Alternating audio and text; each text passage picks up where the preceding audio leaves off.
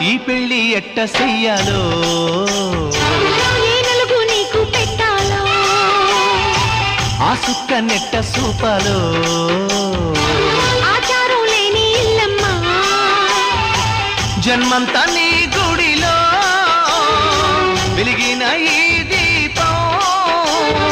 అడుగుతూ ఉన్నది ఒకే వరం ఆ తల్లికి ఐదో తనం గంగమ్మ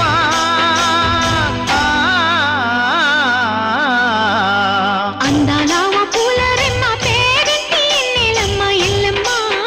నీ పెళ్ళమ్మ అందాల పూల రెమ్మ పేరింటి ఎల్లమ్మ ఎల్లమ్మ నీ పెళ్ళమ్మ